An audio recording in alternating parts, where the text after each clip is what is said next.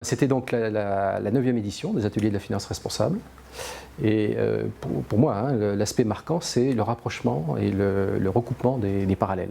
On avait deux mondes, le monde des associations, des fondations d'une part, le monde de l'économie, de la finance d'autre part. Et ce qui est très très clair aujourd'hui, c'est que ces mondes-là se recoupent, se rejoignent. En physique, ça ne marche pas, ça, hein, le regroupement des parallèles en mathématiques, mais là, l'économie sociale et solidaire fabrique ce recoupement. Ça, c'est extraordinaire. Et aujourd'hui, on a eu physiquement, dans la même place, la même journée, de l'économie sociale pure et dure, pionnière, historique, il y a quasiment 20 ans en France, des gens qui font de la microfinance solidaire depuis 30 ans, et des financiers qui, cette année ou depuis l'an passé, ont pris conscience, la COP21 a accéléré tout ça, qu'il fallait, je dirais, basculer dans autre chose, et donc c'est cette économie, cette finance responsable. Alors il y a de l'argent, on a même aujourd'hui, c'était une des 3 innovations de la journée, on a publié un état des lieux des financements d'impact. C'est de l'argent qui est là depuis le départ, mais simplement on a permis de le tracer, c'est-à-dire qu'il y a différents publics qui peuvent accéder à la finance solidaire ou à l'investissement d'impact. Il y a le grand public, mais qui n'a accès que par l'épargne salariale. Il faut être salarié pour accéder à l'épargne salariale. Il faut que l'entreprise propose ce support via un plan, un PE, un PERCO. Tout le monde n'a pas accès encore à ces outils. Il n'y a que 11 millions de Français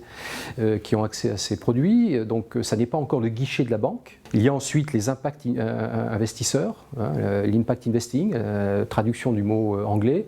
Donc là, il y a 8 sociétés de gestion en France qui se sont fait métier de n'investir que dans des sociétés non cotées qui cherchent un impact. Donc c'est une nouvelle population qui existe depuis, pour certaines, 2 ans, 5-6 ans pour les plus anciennes.